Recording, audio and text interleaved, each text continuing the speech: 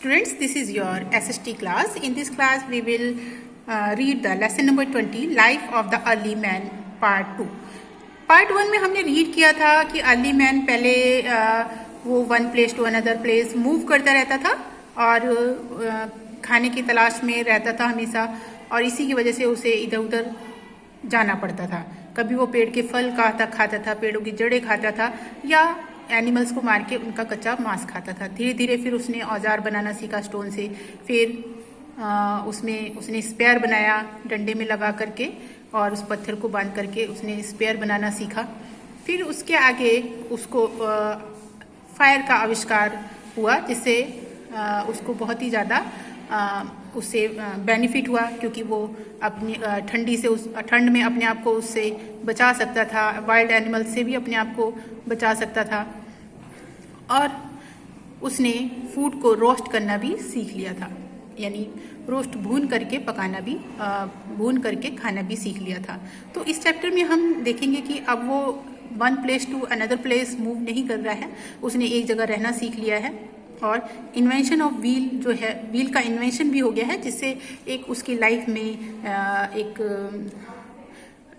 अलग मोड आया है, जिससे कि वो उसकी लाइफ जो है बहुत ही इजी हो गई व्हील के इन्वेंशन से, और आज की भी लाइफ हमारी व्हील की पे ही रन कर रही है। तो student, let's start. Early man lived on grains, fruits and roots that grew on there on in nature. Early man जो है वो ग्रेन्स, फ्रूट्स और रूट्स जो ग्रो करते थे, नेचर में होते थे, उन्हीं पे ही आधारित था। One day some seeds fell from a ripe fruits of a tree on the ground. एक दिन कुछ बीज थे जो पके हुए फलों से नीचे, पेड़ के नीचे गिरे जमीन पर। He noticed that over a period of time the seeds that had fallen on the ground grew into new plants. उसने उसे नोटिस किया, जो बीज ग्राउंड पे गिरे थे, कि वो बाद में एक न्यू प्लांट में ग्रू हुए, यानी बढ़े। Early man realized that seeds when so grow into plants which give fruits. Early man ने रियलाइज किया कि जब सीड को, बीज को बीजा जाएगा तो वो ग्रो करेंगे नए प्लांट के रूप में, जिससे हमें फ्रूट मिलेगा। This was the beginning of farming, और यही से फार्मिंग यानी कृषि की शुरुआत हुई। Man learn sowing, reaping and such other works but not just in one less season. मैन ने बीज बोना सीख लिया था, but not just in one season, मतलब कि उसने ये नहीं सीखा था, एक सीजन में ये नहीं सीखा था, उसने सीख तो लिया था।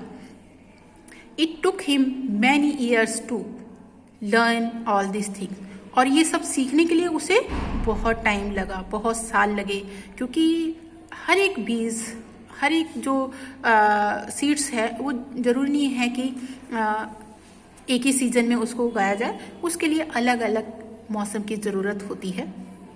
यहाँ देखिए पिक्चर में दिया है, early man प्लाइंग the field. Early man जो है फील्ड, खेत को जोत रहा है यहाँ पर।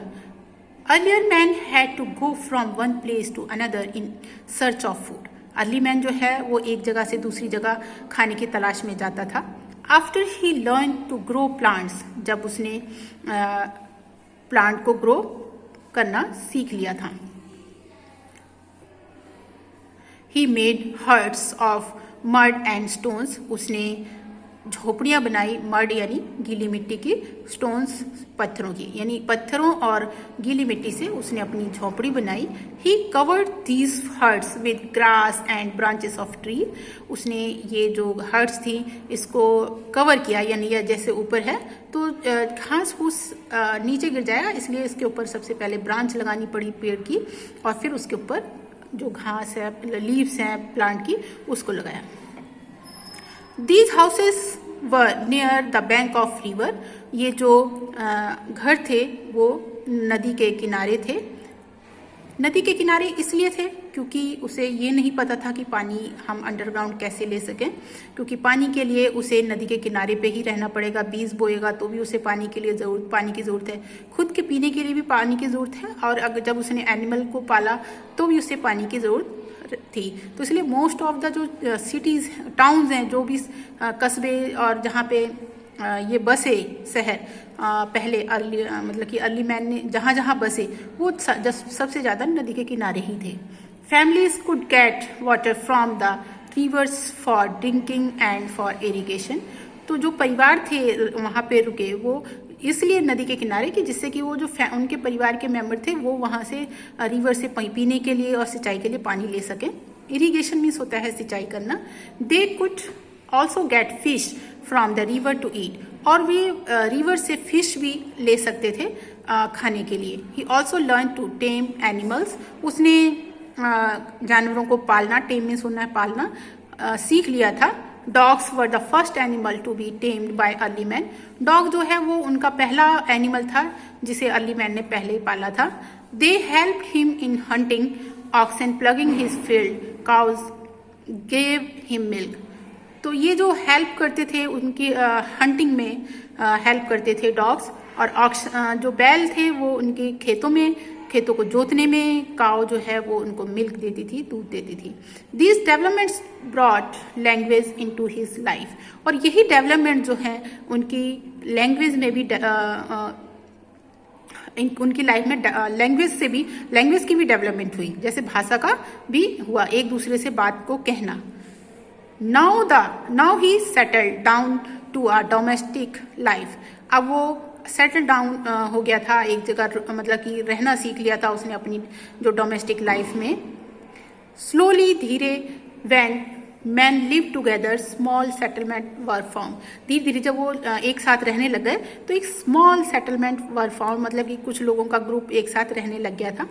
These settlement letter became village and towns, और यही सेटलमेंट जो है आगे चल करके विलेज का रूप लिया, टाउन का रूप लिया।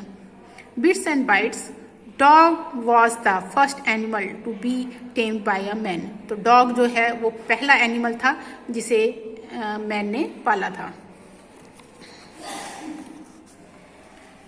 Gradually number of settlements increase, gradual number of settlement increase होने लग गए। Man in one settlement started visiting those in the other. जो मैन थे वो उन्होंने एक दूसरे से विजिट करना शुरू कर दिया, मतलब कि अलग अलग जगहों पे बसने लग गए, तो और अलग अलग जगहों पे लोग जाने लग गए। Early man used animal and rivers for going from one place to another. Early man ने जानवरों का और नदियों का यूज किया एक जगह से दूसरी जगह जाने के लिए। He notice that the hollow trunks of trees floated on water easily.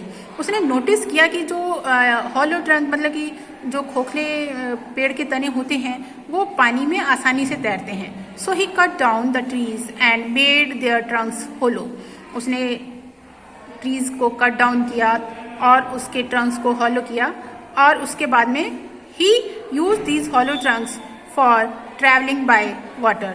और उसने इस तरह से एक दूसरे में बांध करके पानी में ट्रैवल करना सीखा, उनको पानी में ट्रैवल करने के लिए यूज किया। This was the first boat made by man, और ये पहली बोट थी जिसे मनुष्य ने बनाया था।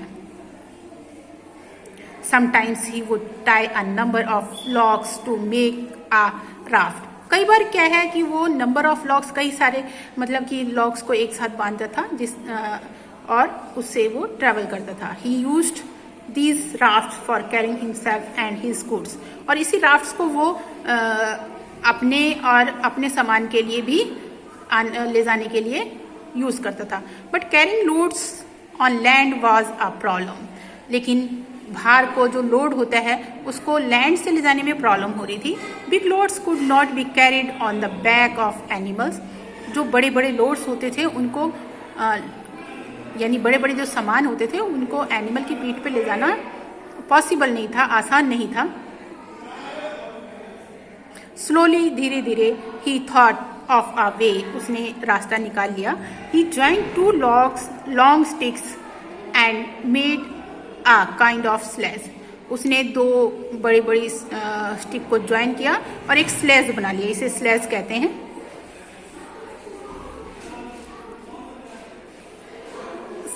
On this sledge he carried his loads, और इसी स्लेज पर वो अपने लोड्स को कैरी करता था with the help of his animal, अपने जानवरों की हेल्प से। These sledge could move easily on flat and smooth ground, और ये जो स्लेज थी वो बहुत ही easily मूव करती थी फ्लैट और स्मूथ ग्राउंड पर, but it was difficult to pull it on uneven ground. जहाँ पे उबड़ खाबड़ जमीन होती थी वहाँ पे डिफिकल्ट होती थी, उसे परेशानी होती थी। The early man found that round pieces of trees Trunks rolled easily on ground, और अर्ली मैन ने पाया कि राउंड पीसेस ऑफ ट्रीज जो होते हैं ट्रंक के वो रोल करते हैं, यानी वो मूव करने में आसानी होती है ज़मीन पर। So he added some type of rollers to his sledge, और उसने कुछ टाइप जो रोलर्स के थे उसने अपनी स्लेज जो बनाई थी उसमें यूज़ किए। It was the first cart used by man, और ये पहली कार्ट थी जिसे मैन ने यूज़ किया था। This was the first step in the invention of wheel, और यही पहला स्टेप था जिसमें पहिए का आविष्कार हुआ। Invention of wheel brought great change in the life, और जो इन्वेंशन था व्हील का वो लाइफ में बहुत बड़ा चेंज उसकी वजह से आया। The early wheel was crude and solid and it was very heavy. तो जो अर्ली मैन ने जो व्हील बनाई थी वो सॉलिड थी, बहुत बड़ी थी, भारी थी। To make it lighter man made spokes in it, तो इसको लाइटर बनाने के लिए इसमें अर्ली मैन ने स्पॉक्स लगाया। देखो ये जैसे ना इसको खोखला करके इसके बीच में करके ऐसे स्पॉक लगाए। ठीक है, नेक्स्ट पार्ट हम इस चैप्टर का नेक्स्ट वीडियो में रीड करेंगे। Okay, thank you.